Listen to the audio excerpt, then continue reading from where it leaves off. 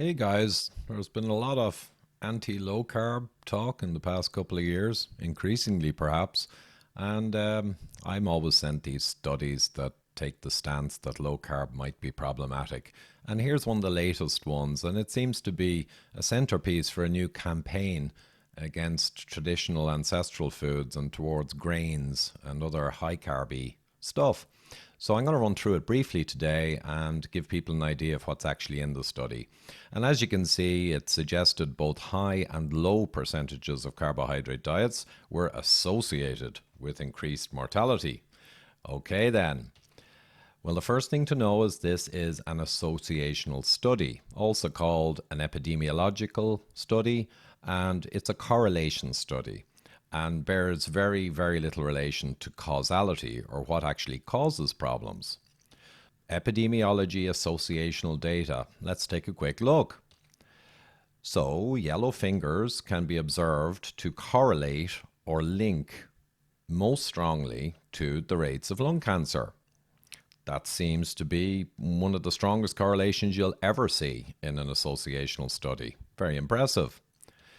But luckily we know it's the smoking that drives the higher rates of lung cancer. And the smoking, in turn, causes yellow fingers, and that gifts the yellow fingers with an extraordinarily powerful correlation with the rates of lung cancer. So that's a simple example. But we're not going to go scrubbing our fingers in order to avoid a cancer diagnosis, quite obviously. Here's another one from Professor John Yudkin, who campaigned against sugar and heart disease back in the 60s. And he made the point that the increase in radio licenses correlated or associated most strongly with cardiovascular disease and heart attacks. In fact, it was a stronger correlation than anything else at the time, pretty much.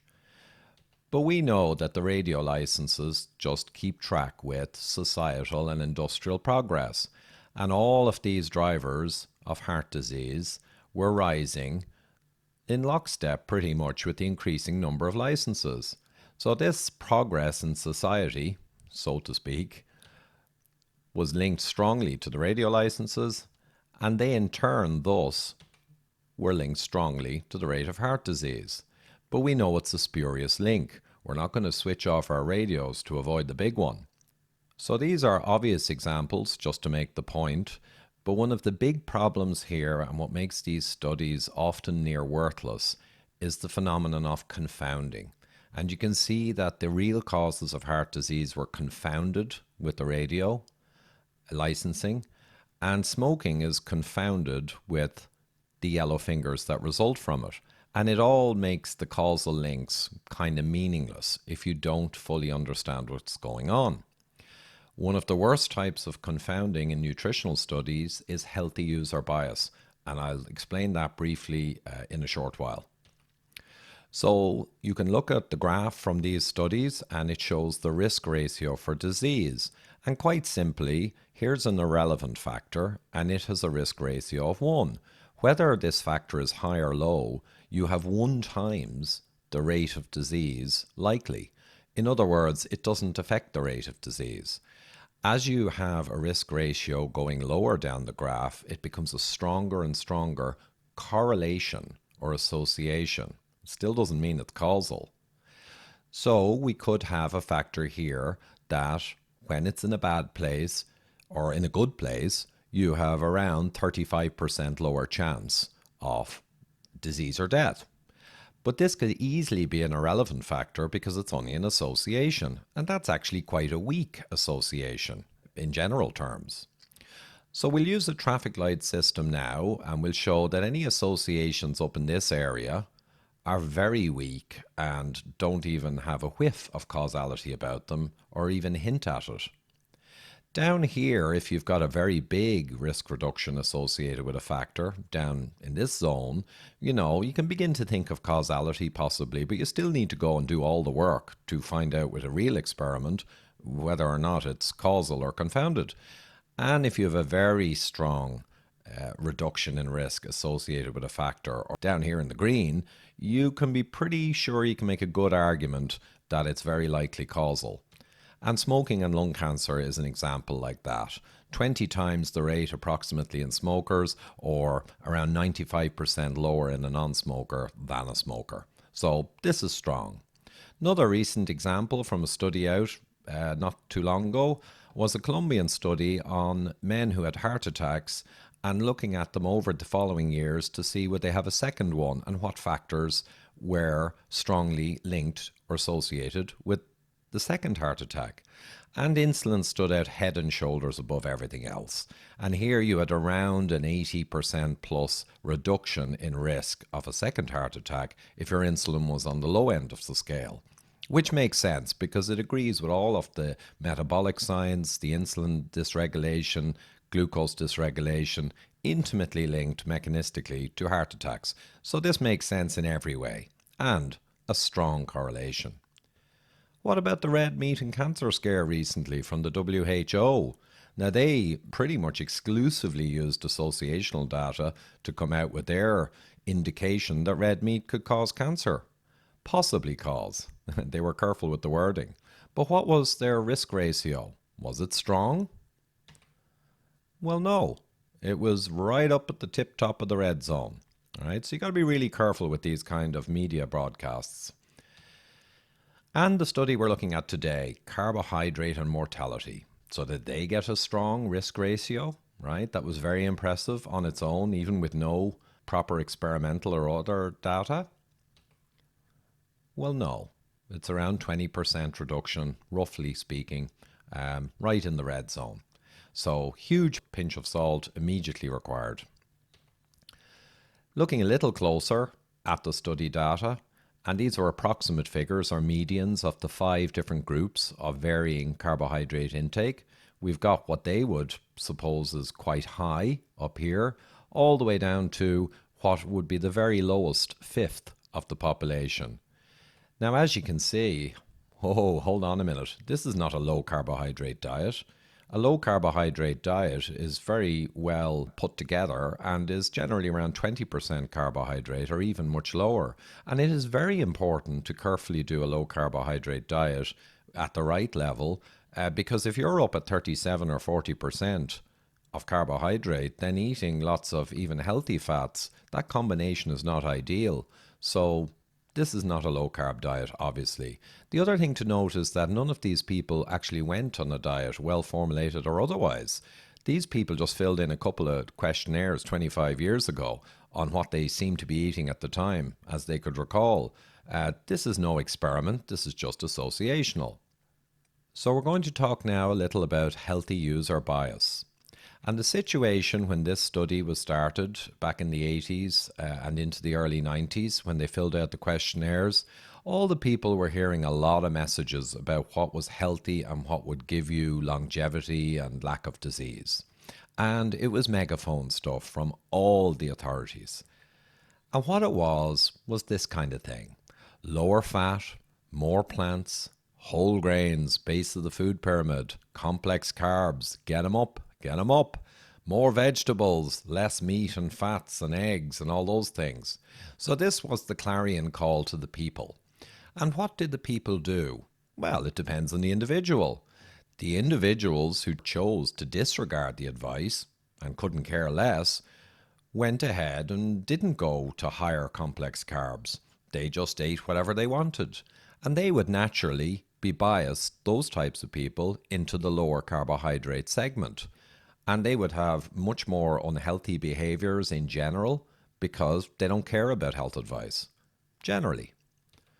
The people who would heed the advice carefully, they would have healthy behaviors way beyond their diet. They're health focused, and they would end up more represented in the higher carb and lower fat because they listen and they care a lot. And this is the healthy user bias. You can't possibly correct for this insidious effect that occurs in these associational studies, especially if the effect sizes are small. This will create noise that you can never correct for, even though they attempt to. It's just not possible. So, healthy user bias, let's look again at the study results. And these people down here on lower carbohydrate diets, so-called, was there anything else different about them? Could the healthy user bias be at play here?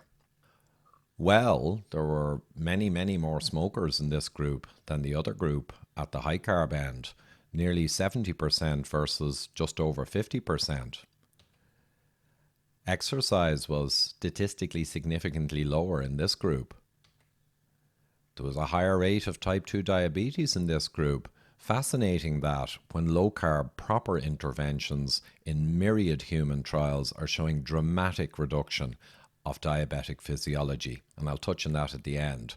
So this is clearly a massive warning bell. Were these people in general, many of them eating this kind of low carb diet, high fat? This is the problem. So the healthy user bias alone, and there are many other problems, could take this data and apparent trend and easily, we don't know where it really is, but easily it could do things like this if you could fully, properly correct for it. And you could get a very different trend. But the effect sizes are so small in any case that we're dealing here in the world of noise. So there are many other reasons why this paper, you cannot change anything in your life based on it. One is food frequency questionnaires. So these people in the late 80s and early 90s just twice put down on sheets like this what they thought they ate in the previous period. And that was it then. Everyone walked away for 20 years and came back to see how they were doing 20 years later. So there are publications on the serious problems with this methodology. In general, observational studies are causing an enormous problem in the world. A huge percentage of observational study outcomes are not replicated when you actually do an experiment and you do the proper science, right? So this paper is a good one to read, which touches on many of the issues. So a terrible track record there with many, many big mistakes when observational data turned out to not at all be what it seemed to be, for the reasons I've described and more. The other thing is, of course, it makes no evolutionary sense. We evolved as hunter-gatherers. In Northern Europe, for hundreds of thousands of years, there was very little carb. Our machines are designed around certain diets. It makes no sense that being slightly lower in carbohydrate, right, would have an impact on mortality. Quite the opposite. And most importantly, there are many, many human trials and real mechanistic science which show lowering carbohydrate, particularly refined carbs and sugars, can have huge benefits, especially for people with metabolic disease. So Virta's clinical trial I'm showing here is just one of the most recent. And it's published, peer-reviewed, and you can see there the dramatic improvements in so many biomarkers of health. And these people were type 2 diabetic, but they're a great test case for the inherent health of an approach.